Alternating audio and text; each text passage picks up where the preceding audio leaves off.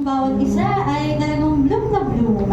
Dahil ba love month ngayon? Dahil ba ang reason? Ayan. So kahapon nga ay nagkaroon ng youth fellowship. Ayan, sa bahay nila Pastor Dean. At patuloy mga kabataan. Ayan, mag-invite pa tayo, no? Na mga kabataan pa. At mas lalo natin maintindihan. Lalo na ngayong season, di ba? Maraming nagdiriwang ngayon ng sinatawag nilang Valentine's or Heart's Day. Ganyan. Pero ano ba talaga dapat ang uunahin natin? Amen. Oo, yan. Mahalaga yan. Mahalin natin parents natin, no? Mga mahal natin sa buhay. Pero sino ba talaga yung first love natin?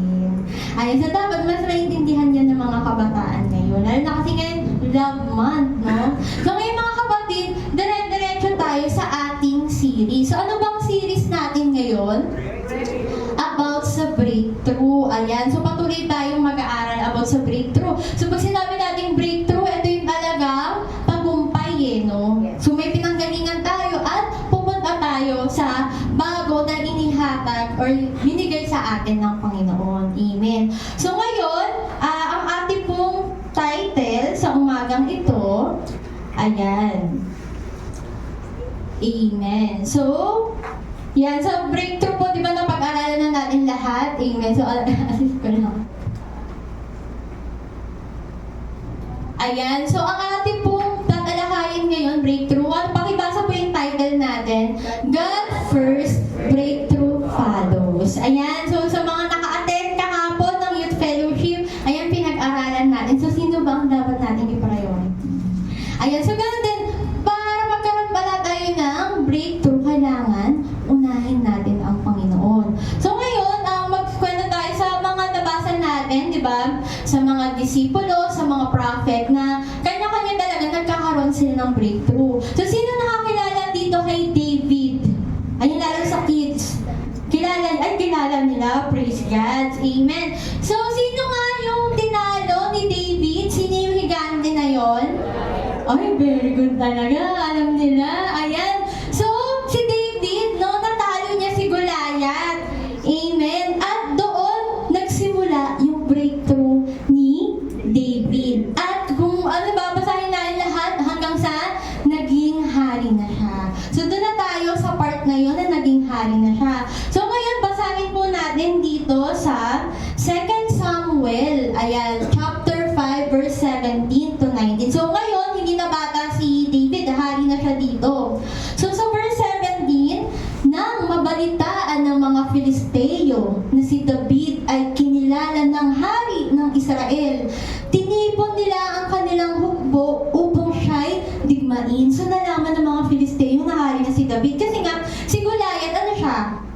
Filisteo siya, di ba? So, nalaman nila si David ay hari na o talagang ano na sila, naghanda na silang digmain si Haring David. Ayan, umabot ito sa kaalaman ni David. So ayan, nalaman niya, nadidigmain na siya ng mga Filisteo. Kaya nagpunta siya sa isang kuta. Verse 18, dumating ang mga Filisteo at humanay sa kapatagan ng Rephaim. Ayan na, nagre-ready na. So sa next verse natin, pero ayan, sa 19, sumangguni si David kay Yahweh. Sabi, lalabanan ko ba ang mga Filisteo? Sabi ni King David. Matatalo ko ba sila? Ayan, tanong ni David. Sumagot si Yahweh. Anong sabi ni Yahweh? Lumusog ka at magtatagumpay ka. Amen. Amen. Grabe, no? So, ibig sabihin, bago pala, no, harapin ni David yung battle, ano yung kailangan natin? Ano yung ginawa niya? Amen. Sumangguni si David kay Yahweh. Amen. So, ibig sabihin pala, mga kapatid, bago tayo humarap sa ating kanya-kanyang battle sa buhay, amen, kailangan sumangguni or kumonsult muna tayo sa Panginoon. Amen. Kasi, tunay nga mga kapatid, hindi naman natin to battle di ba? Battle to na kasama natin ang Panginoon. Doon nga sa kailangan natin, di ba? Kapag kasama natin ang Panginoon, hindi tayo matatalo. Pero paano nga tayo magkakaroon ng breakthrough kung hindi tayo sumasangguni o hindi natin uunahin ang Panginoon? Pero dito, ang ginawa ni David, sumangguni muna siya. Hindi niya yung nalaman niya na lulusubin na sila ng Filisteo. O sige, mga kawal, mag-ready na, lalabanan na natin itong mga Filisteo. Filisteo. Hindi. Anong una niyang ginawa? Amen. Inuna niya ang Panginoon. So, ganun din mga kapatid, ano ba yung inuuna natin kapag nagkakaroon tayo ng mga problema? Magmumukbog ba tayo? Ihihiwalay ba natin yung sarili natin sa mga kapatiran sa church? Amen. Magsa-self-pity ba tayo? Hanggang sa nagkaroon na tayo ng depression, nagkaroon tayo ng anxiety. Amen. Kasi nilalayo natin, sinasarili natin yung battle eh. Pero ang sabi pala, para magkaroon ng breakthrough, kailangan unahin mo ang Panginoon. Amen. Kasi hindi tayo magtatagumpay kung hindi tayo sasangguni sa Lord. Amen. Kaya nga ang sabi niya sa verse 20, ayan, lumusog na si David at tinalo niya ang mga Filisteo sa Baal Perazim. Sinabi niya, nilupig ni Yahweh ang aking mga kaaway na parang dinaanan ng rumaragasang baha. Kaya Baal Perazim ang tinawag sa lugar na iyon. At ayun na nga, nagtagumpay si King David. Pero anong sinabi niya dito na nilupig ni Yahweh?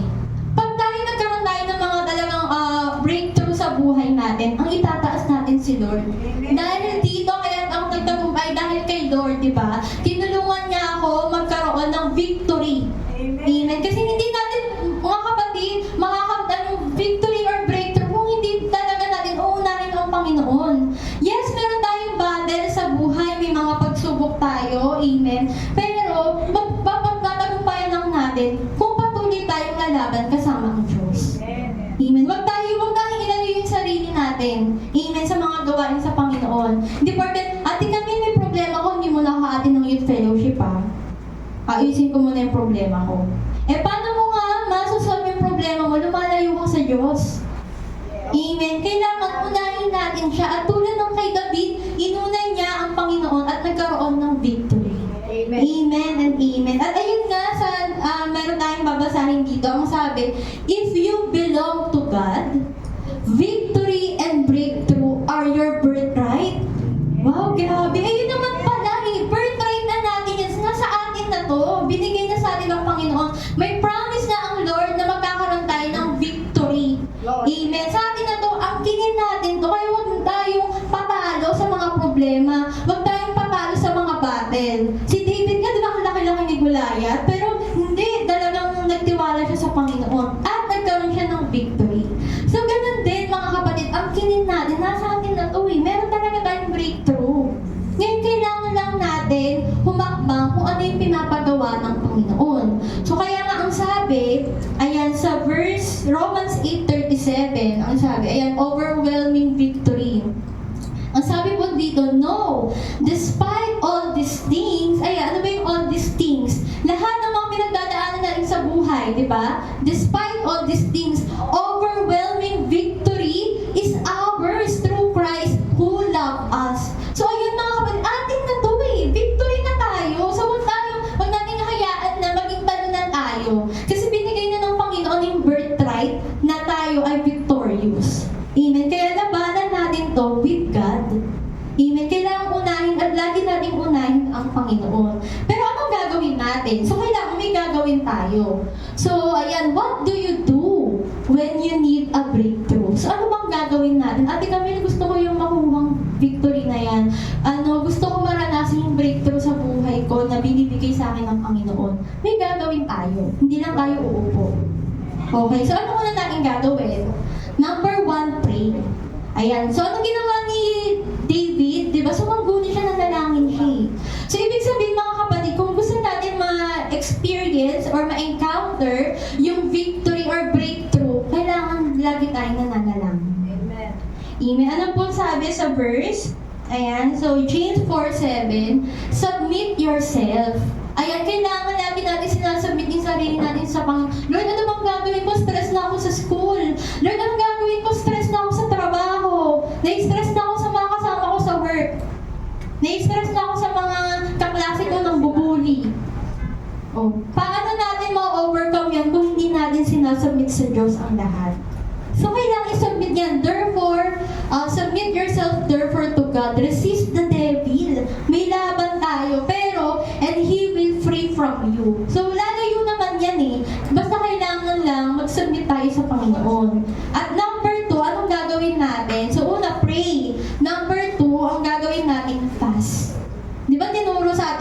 natin mga pastor, kailangan may fasting din tayo. Naalala nyo yung mga disipulo ni Jesus, hindi nila mapalayas yung demonyo. Bakit hindi nila mapalayas? Amen. Kulang sila sa pananampalataya. At anong sabi sa verse? Basahin natin Matthew 17:20 verse 21.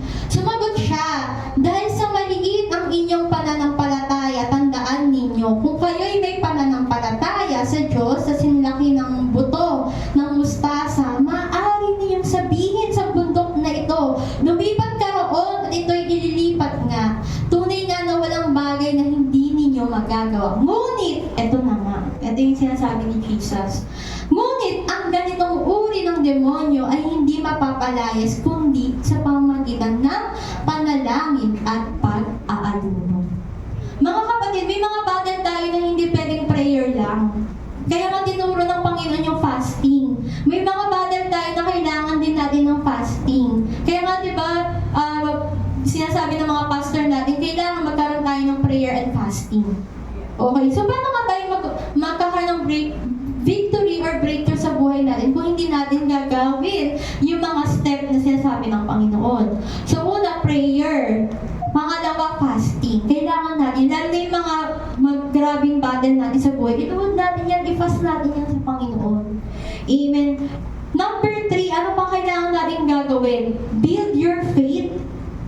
Amen. Kailangan patagawin natin yung pananampalataya natin sa Panginoon. Ano yung binasa natin mga youth kahapon sa youth fellowship natin? Sige, basahin nga natin. Hebrews 10:25. Yan, alala niyo ba? Anong sabi dito? Huwag natin kaligtaan ang pagdalo sa mga pagtitipon, youth fellowship, Sunday service, amen, Bible study, prayer meeting, amen, gaya ng nakasanayan ng iba. Sa halip, palakasin natin ang loob ng isa't isa, lalo na ngayon nakikita natin malapit na ang araw ng Panginoon. So, ibig sabihin mga kapatid, kailangan i-build natin yung faith. Amen? So, kung may mga lalo na may mga battle tayo, attend tayo. Huwag tayo yung, ayoko muna, di kami, kasi depressed ako sa problema ko kasi ngayon, hindi mo na ako a-attend na. So, paano mabibuild yung faith? Paano magkakaroon ng victory? Amen? Kung lalayo ka sa gawain ng Panginoon. So, yan, number 3, build your faith, mga kapatid. And lastly, last na po ito, be patient and consistent. Kailangan patient tayo magantay ng answer ng Panginoon. Amen. Ano nga po sabi sa verse po natin? Ayan, sa Romans 12:12, rejoice in hope. Ayan, may pag-asa mga kapatid. Be patient in tribulation, be constant in prayer. Be patient mga kapatid, hindi ay ate kami nag-prayer na ako, nag-fasting na ako, umattend ako ng mga Bible study. Wala pang sagot ang Panginoon. Anong sabi? Be patient. Kailangan dire-diretso, hindi nagmamadali tayo. Gusto natin lagi instant yung sagot ng Panginoon. At kaya pinapatagal din ng Panginoon, mga kapatid, kasi nga baka hindi pa na-build yung patient natin. Amen. Kailangan mag-antay tayo sa Panginoon at be consistent. Tapos na ako, nag-prayer na ako, nag-fasting na ako, okay na yun. Hindi, dapat dire-diretso tayo mga kapatid as a Christian. Ayun nga sabi, be constant in prayer. So yun po mga kapatid, kung gusto talaga namin magkaroon ng breakthrough, magpa-follow naman yan eh. Basta ang uunahin natin, si God. Yung tulad nga ng favorite verse natin, di ba? Matthew 6:33. Seek ye first the kingdom of God and His righteousness. And all these things, lahat ng